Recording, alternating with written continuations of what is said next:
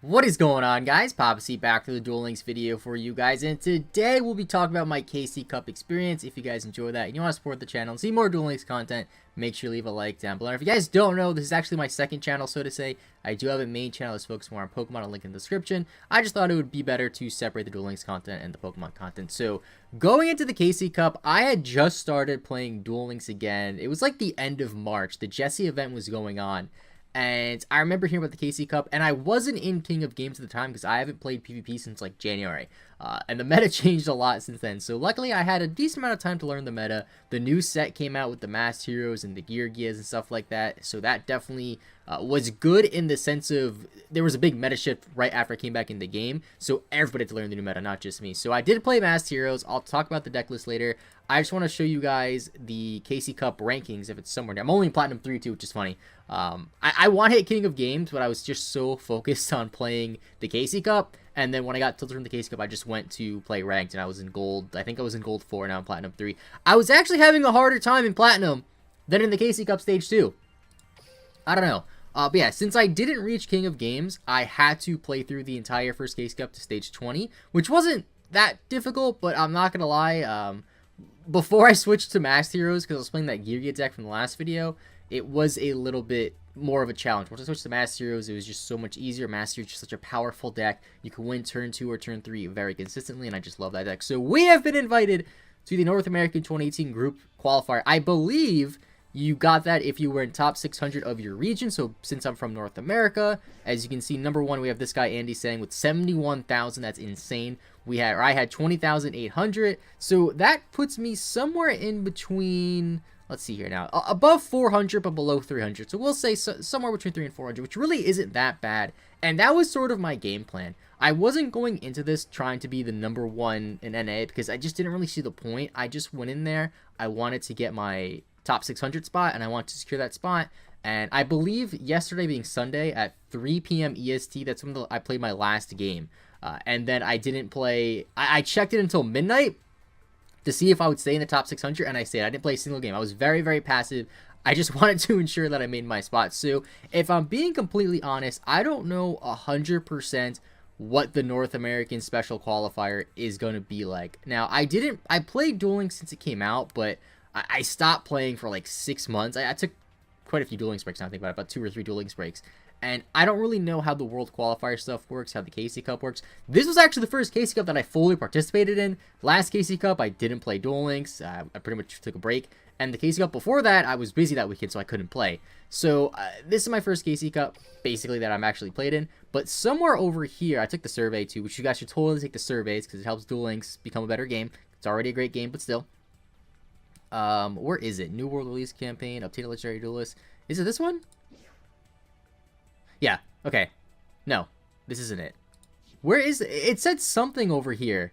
Obtain legendary ranked duels. Okay, ranked duels update. This is what it is. Okay, so the World Championship 2018 qualifiers will be held in late May. You can start the event with the following DLV according to the rank last C27 Friday rules, whatever. So pretty much reach a high rank in ranked duels. So pretty much what this means is I'm not 100% sure, but we basically have another pseudo KC Cup at the end of May. But I'm pretty sure if you're top 600, you automatically qualified. Granted, I'm pretty sure if you hit King of Games this season, you automatically qualify. It's a little bit hazy. I'm not 100% sure. I don't know 100% how it works, but I'm looking forward to that. Now, I was talking to some other people in a Duel Links server that I'm in, and these are just the rewards that I got for hitting, for finishing KC. Like I said, I didn't receive them yet. And they were saying that the thing about the next stage is, depending on your region, it depends on how many people get invited to the World Championship Qualifier. And it looks like it might honestly just be like the top 3 people. So I don't really think I have the sort of time or dedication to this game to get to top 3. But I'm definitely going to play. I'm definitely going to try to get as high as I possibly can. Top 100 would be really, really cool. Even that I feel like would be really, really hard. So the deck that I played for the majority of the KC Cup towards the end in Stage 2 was this one right here. Extremely, extremely standard Masked Heroes with Restart. Now, I only had 2 Ankis. It really wasn't that much of a problem. There was like 1 or 2 games I can remember that I could have won for Game Fight a 3rd Anki, but it didn't really screw me over that bad. And I just have these 2 guys because I figured, you know, in the off chance I play against somebody playing Elemental Hero Heat and I econ take, I could mass change it. Never came up, but I figured I might as well run Fusions I have some sort of potential of bringing out rather than playing like Blue Eyes Ultimate Dragon. And then Vision Hero Trinity, again, if my opponent randomly played, what's that field spell? That Fusion's field spell that basically is Polymerization. I don't know. But yeah, 3 Decider was really, really key. I see some people playing 2. I feel like part of the reason it was so key for me was because I could recycle my Ankis. So in a game that I didn't just win by turn 3, like the longer grindy games where I didn't get the best hand, or if I'm playing against like a burn or a stall deck, or I actually played against one of those Pegasus, Mindscan, Electro decks, which actually was pretty difficult for me to face against, even though I don't have that much back row. Against those sort of decks, Decider is really good. You can only use it once per duel, but recycling your Ankis is great. Celestial was so freaking good against Mako. There were so many times where I just let my Celestial die by attacking to a bigger monster just to destroy Umi, or just to destroy Legendary Ocean, and it was so helpful. Drill Dark, it's Marauding Captain. I only had 1 Cosmic Cyclone. Now, I got this halfway through Stage 2 from the sale they were doing, from whatever set this came out in. I just took my chance and I got like Cosmic Cyclone, which is great, and instead of a second Cosmic Cyclone, excuse me, I'm talking so fast here, I'm playing Fire Facing Gyoko. Now, I would say 8 times out of 10, not 9 times out of 10, Cosmic Cyclone was better, but this card was nice in some situations. Like, I'm sure there was a situation somewhere along the line where I played this card and I pinned an Econ and they couldn't chain it, which was really nice. Chalice stole some games, attacked directly with Anki. You know the trick with Forbidden Chalice, very, very good. It was also really good against the Sylvan decks, which it was probably the most common decks I faced, but it wasn't as overwhelming as I expected to. And I'll talk more about that later. Then 3 Econs and then 1 random wall disruption, because why not? I guess, like, this is pretty much the standard build. I know some people, they might drop all disruption for a 3rd Chalice. Some people might drop all disruption for a D-Draw. Some people play the Fusion variant, which I do like the Fusion variant a lot, but going to my last point, when it comes to the KC Cup, and this is a good and bad thing, and again, people in the Discord server I was in was talking about this, is you just want to win fast and get as many games possible. This deck, this variant of Masters is probably the fastest variant. The Fusion one, you can definitely make the argument is better. I think I would make the argument that it's better with Dangerous and stuff. However, there were so many games that I just won by turn 3, and if I lost by turn 3, for the most part. So that's why this deck was so good in the KC Cup. It is unfortunate in the sense of, in a regular, traditional tournament environment, I don't think this deck will do as well, just because, like, in a traditional tournament, it doesn't matter how fast you win as long as you win, if that makes sense. So that is one downside to this deck. I do think it's a fantastic deck. I do still think it's one of the best decks in the game. And I do still think it is kind of a cheesy deck because you can just OTK so easily. You play Restart because basically if you open like Drill Dark, any other hero, preferably Celestial, and a Mass Change, and your opponent has, say, just like 1 monster on the field, even like a set monster, you pretty much can just win right there.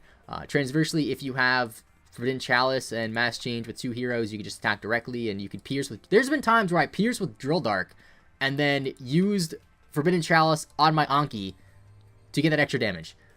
So a lot of cheese involved with this deck, but definitely my favorite deck in Duel Links. I played Mass Heroes in the TCG a long time ago, before Shadow Mist even came, before Anki was even a card in the TCG, and I freaking loved it. And I just realized I forgot to show this, but somewhere it should show my exact record. Is it ranking reward? No. So ranking reward, I finished like, what was it? Where did I finish? I finished 20,000, so I was, where was I? I was right here. Okay, so I got an R ticket and an SR ticket. I didn't even notice that, actually. Interesting. That's really good. Not gonna lie, I kind of wanted a UR ticket, especially a prismatic one, because, like, they're just cool. But unfortunately, I couldn't get that. I mean, the rewards are kind of but it's whatever. So I think if you click, if you click on this blank space that says nothing, it shows you your times and little stuff. So I did pretty decently, although I didn't play a lot of games. Like I said, I was very passive. I just wanted to secure my spot. 44 duels, 32 victories, so 12 losses. I was on an 8-game winning streak, 72%. Not bad. I saw some people that were hovering around 50% that had a lot more points than me. And what it really comes down to in the KC Cup is you have to win more than you lose, obviously, but you just have to play a lot, or you have to win a lot more than you lose. And luckily, I did pretty well, so I'm pretty excited for this. I'm not fully expecting to get to the World Championship Qualifier, or to get to the World Champions, obviously, but since I qualify for the World Championship Qualifier, that's still pretty cool in my book. I'm kind of rambling here. I don't really know what to talk about anymore, so that'll be it for today. Thank you guys so much for watching. Leave a like if you want to see some more Duel Links content. I'll see you guys later, and bye-bye.